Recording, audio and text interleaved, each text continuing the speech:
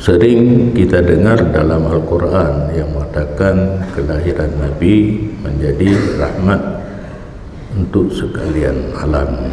Yang ingin kami tanyakan, di manakah terletak rahmat bagi orang kafir dan iblis yang mereka semua masuk neraka?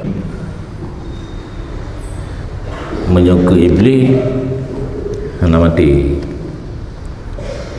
iblis hana mati. Perjalanan ke dalam Facebook kematian syaitan hana kan alanya rahmat bagi alaminnya hana mesti sama antara satu pihak alamin lagi orang mukmin dengan pihak kafir. Perintah po kahana ke kafir sejak lahir Nabi menyuruhkan kan ayat faqtuluhum haitsu sakif tumuhum, bunuh kafir di mana saja kamu berada.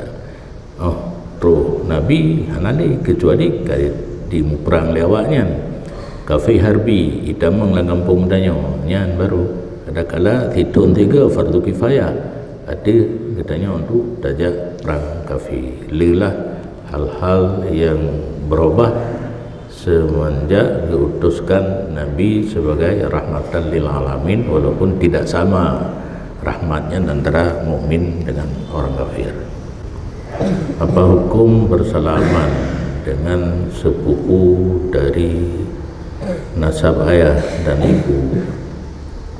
Menjadi mahram boleh, menyukan mahram sah dan nikah. Harim sepupu dari nasab ayah, anak adoyah yang mana? Di dalam kawin kan? Ya, berarti harim. Anak apa dia?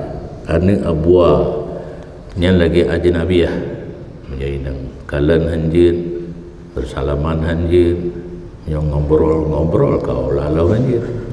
Kena hal nikah.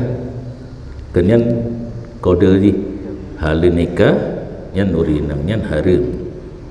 Karena hal nikah apabila ingin supaya halal, nikahilah dia. Tapi dalam agama bro orang inang yang dah menikah itulah sepupu. Kenapa kan?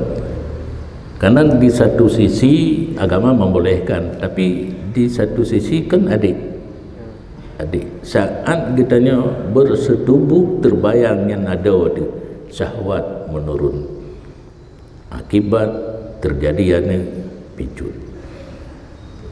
Ni hana lumpegah ilung kedrone yang pijut-pijut. Nya yang pegah kitab. Proses karena terbayang adik bersetubuh dengan adik kan hana layak, hana cocok, yang terlintas terbayang. Menyajid anak dengan tubuhnya pijut. Bahkan di alam nyata, kan alam maya. Di alam nyata orang berkahwin dengan sepupu anak bangai ku bahasa Indonesia idiot. Menikah sepupu anak tetap hana mandum tabok idiot.